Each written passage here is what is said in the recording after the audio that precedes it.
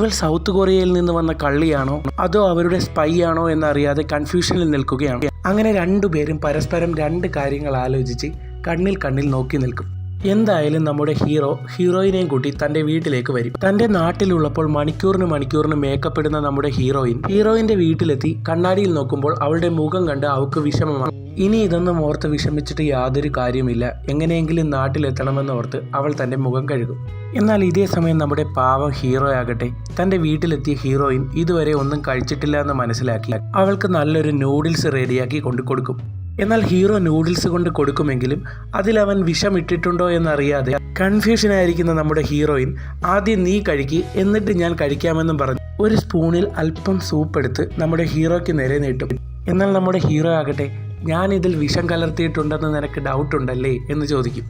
എന്നിട്ട് നമ്മുടെ ഹീറോ അവളോട് പറയും, ഞാനാണ് നിന്നെ സംശയിക്കേണ്ടത്, നീ സൗത്ത് കൊറിയയിൽ നിന്ന് എന്തിനാണ് ഇവിടെ വന്നത്, നീ സ്പൈ ആണോ എന്ന് കൂടി എനിക്ക് സംശയമുണ്ട്. അപ്പോൾ അവൾ ചിരിച്ചുകൊണ്ട് പറയും, ഞാനോ സ്പൈ, നിനക്ക് എന്നെക്കുറിച്ച് അറിയാഞ്ഞിട്ടാണ്, ഞാൻ സൗത്ത് കൊറിയയിലെ ഒരു വലിയ റിച്ച് ഫാമിലിയുള്ള പെൺകുട്ടിയാണ്, എനിക്കും ഒരുപാടധികം ബിസിനസ് ഉണ്ട്, അത്രയ്ക്ക് സംശയമാണെങ്കിൽ നീ ഒന്ന് ഗൂഗിൾ ചെയ്ത് നോക്കാൻ അവൾ ഹീറോയോട് പറയും. എന്നാൽ അവൻ പറയും, ഇവിടെ നിന്റെ സൗത്ത് കൊറിയ പോലെ ഇന്റർനെറ്റ് ഒന്നുമില്ല, ഇനി ഇന്റർനെറ്റ് കിട്ടണമെങ്കിൽ അങ്ങ് ക്യാപിറ്റൽ സിറ്റി വരെ പോകണമെന്ന് പറയും. ഇത് കേട്ട് ഷോക്കായ ഹീറോയിൻ, ഇന്റർനെറ്റ് ഇല്ലാതെ നിങ്ങൾ ഇവിടെ കൊണ്ട് ഇനി അവളെ എങ്ങനെ കണ്ടുപിടിക്കുമെന്ന് ആലോചിച്ച് എല്ലാവരും ഒരുമിച്ചിരിക്കുകയാണ്. എന്നാൽ ഇതേ സമയം നമ്മുടെ ഹീറോയിന്റെ ചേട്ടന്മാരുടെ 2 ഭാര്യമാരും ഇവിടുത്തെ പോലീസുകാരോടൊക്കെ ഞാൻ എൻ്റെ ഇൻഫ്ലുവൻസ് വെച്ച് കാര്യങ്ങൾ പറഞ്ഞിട്ടുണ്ട് കരുതിയ ഹീറോ, എങ്കിൽ ശരി നീ പൊക്കൊള്ളാൻ പറഞ്ഞ് അവനെ പറഞ്ഞയക്കാൻ ഒരുങ്ങുമ്പോൾ ഞാൻ എൻ്റെ ഷൂലൈസ് ഒന്ന് കെട്ടിക്കോട്ടെ സാറെന്നും പറഞ്ഞ് അവൻ അകത്തോട്ടേക്ക് കയറിപ്പോകും. എന്നാൽ അപ്പോഴേക്കും നമ്മുടെ ഹീറോയിൻ പുറത്തേക്ക് ഇറങ്ങി വരും.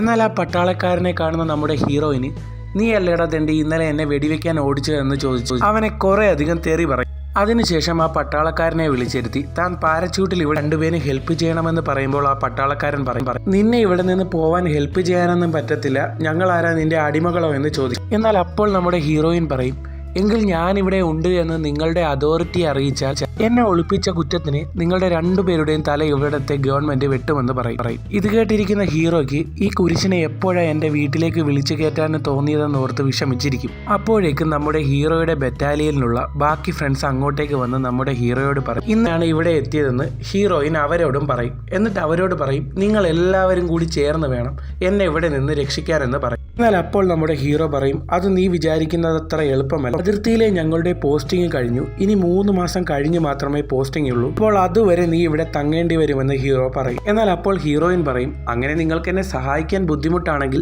ഞാൻ നിങ്ങളുടെ അതോറിറ്റിയിൽ പൊക്കോളാം, നടന്ന കാര്യങ്ങളൊക്കെ ഞാൻ അവരോട് പറയുമ്പോൾ എന്നെ അവർ എന്തായാലും എൻ്റെ രാജ്യത്തെത്തിക്കും, എന്നെ ഇവിടെ ഒളിപ്പിച്ചതിന് നിങ്ങൾക്കൊക്കെ നല്ല പണിഷ്മെന്റും തരുമെന്ന് പറയും. എന്നാൽ ഇത് കേൾക്കുമ്പോൾ ദേഷ്യം വരുന്ന ഹീറോ പറയും, അങ്ങനെ നീ പേടിപ്പിക്കാനൊന്നും നോക്കണ്ട, നീ അതോറിറ്റിയിൽ പോവുകയാണെങ്കിൽ ചിലപ്പോൾ നീ സൗത്ത് കൊറിയൻ സ്പൈ ആണെന്ന് പറഞ്ഞ് അവർ നിന്നെ കൊന്നുകളയുമെന്ന് പറയും. അപ്പോഴേക്കും അവൾ ഹീറോയോട് പറയും, പ്ലീസ് എങ്ങനെയെങ്കിലും നിങ്ങൾ ഇവിടെ നിന്ന് എന്നെ രക്ഷിക്കണം, ഇതെന്റെ ഹംബിൾ റിക്വസ്റ്റ് ആണെന്ന് പറയും. ഇങ്ങനെ മര്യാദയ്ക്കാണ് പറയുന്നതെങ്കിൽ ഹെൽപ്പ് ചെയ്യാൻ നോക്കാമെന്ന് ഹീറോ പറയും. എന്നാൽ അപ്പോഴേക്കും ഹീറോയുടെ ഫ്രണ്ട് പറയും, എൻ്റെ ബന്ധുവിനൊരു ബോട്ടുണ്ട്, അയാൾ ഹെൽപ്പ് ചെയ്താൽ ഇവരെ നമുക്ക് സൗത്ത് കൊറിയയിൽ എത്തിക്കാമെന്ന് പറയും. എന്നാൽ അയാൾ അത് അനുസരിക്കണമെങ്കിൽ ഹീറോ പറയണമെന്ന് പറയും. അപ്പോഴേക്ക് ഹീറോയിൻ പറയും, പ്ലീസ് എന്നെ ഒന്ന് ഹെൽപ്പ് ചെയ്തൂടെ എന്ന് ചോദിക്കും. ഹീറോയിന് വലിയ സന്തോഷമാകും. എന്നാൽ ഇതേ സമയം സൗത്ത് കൊറിയയിലുള്ള നമ്മുടെ ഹീറോ ശേഷം അതിന്റെ മുന്നിലിരുന്ന് ഹീറോയിനെ ഓർത്ത് വിഷമിക്കുകയാണ്.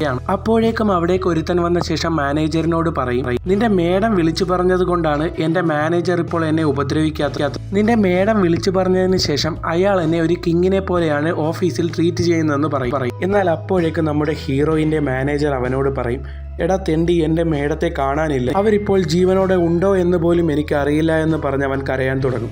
ഇതേ സമയം ഹീറോയിന്റെ ചേട്ടന്റെ ഭാര്യ പള്ളിയിൽ വന്ന ശേഷം ഹീറോയിൻ ഇനി തിരിച്ചു വരരുത്, അച്ഛൻ്റെ എല്ലാ സ്വത്തുക്കളും എൻ്റെ ഭർത്താവിന് തന്നെ കിട്ടണമെന്ന് പറഞ്ഞ് പള്ളിയിലിരുന്ന് പ്രാർത്ഥിക്കുമ്പോഴേക്കും നമ്മുടെ ഹീറോയിൻ ജോലി മേടിച്ചു കൊടുത്തവൻ അവിടേക്ക് വന്ന് എനിക്ക് ജോലി മേടിച്ചു തന്ന ആ മേഡത്തിന് ഒന്നും സംഭവിക്കരുത് എന്ന് പറഞ്ഞ് പ്രാർത്ഥിക്കും. എന്നാൽ ഇത് കേൾക്കുമ്പോൾ അവൾ മനസ്സിൽ പറയും, ദൈവം ഇവന്റെ പ്രാർത്ഥന കേൾക്കില്ല, ഞാൻ കണ്ടിട്ടുണ്ടെന്ന് ആ കള്ളനായ ഓഫീസർ പറയും. എന്നാൽ ഇതേ സമയം കഴിഞ്ഞ എപ്പിസോഡിൽ നമ്മൾ കണ്ട ആ സുന്ദരനായ ഹോട്ടലിൽ താമസിക്കുന്ന ഗാങ്സ്റ്റേഴ്സ് നോർത്ത് കൊറിയയിലെ ഒരു ഇല്ലീഗൽ ഏജന്റിനെ കാണാനായി വരികയാണ്. സിംഗപ്പൂർ പോലീസും ഹോങ്കോങ് പോലീസും തനിക്കെതിരെ ലുക്കൌട്ട് നോട്ടീസ് ഇറക്കിയിട്ടുണ്ടെന്നും അതുകൊണ്ട് നോർത്ത് കൊറിയയിൽ തനിക്കൊരു ഷെൽട്ടർ വേണമെന്നും അതിന് എത്ര പണം വേണമെങ്കിലും താൻ മുടക്കാൻ തയ്യാറാണെന്നും ആ സുന്ദരനായ ഗാങ്സ്റ്റർ കുട്ടൻ ആ ഏജന്റിനോട് പറയും. എന്നാൽ അതിനെനിക്ക് വർഷം $1.2 ബില്യൺ തരണമെന്ന് പറയുമ്പോൾ പറയും. ഗ്യാങ്സ്റ്റർ പറയും, ഞാൻ നിനക്ക് $2 ബില്യൺ തരുമെന്ന് പറയും. എന്നിട്ട് അവൻ ആ കോൺട്രാക്റ്റിൽ സൈൻ ചെയ്യും.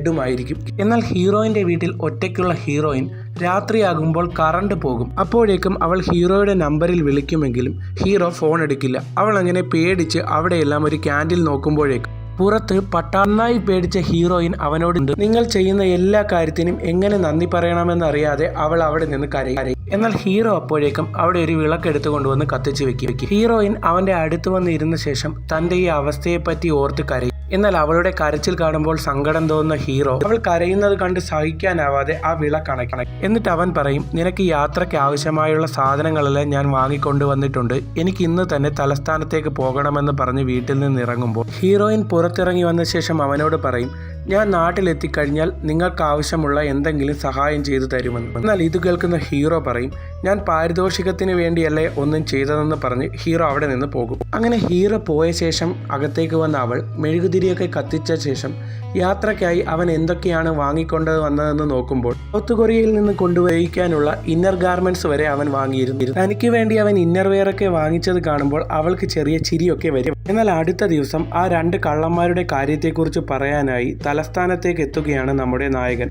എന്നാൽ ഹീറോ തലസ്ഥാനത്തേക്ക് എത്തുമ്പോഴേക്കും വേറെ കുറെ ഉദ്യോഗസ്ഥന്മാർ അവിടേക്ക് വന്ന് നിങ്ങളെ ഒരു കേസിന്റെ കാര്യത്തിന് ക്വസ്റ്റ്യൻ ചെയ്യാനുണ്ടെന്നും പറഞ്ഞ് ഹീറോയെ വിളിച്ചുകൊണ്ട് ഒരു സ്റ്റേഷനിലേക്ക് പോകും. അങ്ങനെ ആ സ്റ്റേഷനിൽ എത്തുമ്പോഴേക്കും ഒരു ഓഫീസർ ഹീറോയുടെ അടുത്ത് വന്ന് പറയും, ആ 2 കള്ളന്മാരുടെയും കൊലപാതകത്തിൽ നിനക്ക് പങ്കുണ്ടല്ലേ എന്ന് ഹീറോയോട് ചോദിക്കും. തനിക്ക് അതിൽ യാതൊരു പങ്കുമില്ല എന്ന് ഒരു കാരൻ മറ്റേ കള്ള പോലീസുകാരനെ വിളിച്ച ശേഷം പറയും, എടാ തെണ്ടി, നീ എന്നെ കൊലയ്ക്ക് കൊടുക്കാൻ വേണ്ടിയാണോ അവനെ പിടിക്കാൻ പറഞ്ഞത്? അവൻ നമ്മുടെ സെക്ഷൻ ഹെഡിന്റെ മോനാണെന്ന് പറയും. ഇത് കേൾക്കുമ്പോൾ തന്നെ ആ കള്ളൻ പോലീസുകാരൻ ഷോക്കായി പോകും. ഇതേ സമയം നമ്മുടെ ഹീറോ തന്നെ രക്ഷിച്ചു കൊണ്ടുവന്ന ഓഫീസറിനോട് ഞാൻ കഴിഞ്ഞ ദിവസം പിടിച്ച ആ 2 കള്ളന്മാരും അപകടത്തിൽ മരിച്ച കാര്യം പറയും. പക്ഷെ അവരെ അപകടത്തിൽപ്പെടുത്തിയത് ഒരു റഷ്യൻ കാറാണ്. റഷ്യൻ കാറാണ് എന്റെ മരിച്ചുപോയ ചേട്ടന്റെയും കാറിനെ അപകടപ്പെടുത്തിയതെന്ന് പറയും. ആ ഓഫീസർ ഹീറോയോട് പറയും, നിന്റെ ചേട്ടനും ഒരു അപകടത്തിൽ മരിച്ചു പോയത് കൊണ്ടാണ് നിനക്ക് ഇത് 2ഉം തമ്മിൽ ബന്ധമുണ്ടെന്ന് തോന്നുന്നത്. എനിക്കിത് കേട്ടിട്ട് ജസ്റ്റ് ഒരു ആക്സിഡന്റ് ആയിട്ടാണ്. ഇവൾ ആരാണെന്ന് ചോദിക്കുമ്പോൾ ഒരു നിമിഷം ആലോചിച്ച ശേഷം നമ്മുടെ ഹീറോ പറയും, ഇത് ഞാൻ കല്യാണം കഴിക്കാൻ പോകുന്ന പെണ്ണാണെന്ന്. അത് കേട്ട് അവരെല്ലാവരും ഞെട്ടിട്ട് ഇവിടെ വെച്ച് നമ്മുടെ ഈ എപ്പിസോഡ് തീരുകയാണ്. അടുത്ത എപ്പിസോഡിൽ നമ്മുടെ ഹീറോയിനും ഹീറോയ്ക്കും എന്താണ് സംഭവിക്കുന്നതെന്ന് കാണാം.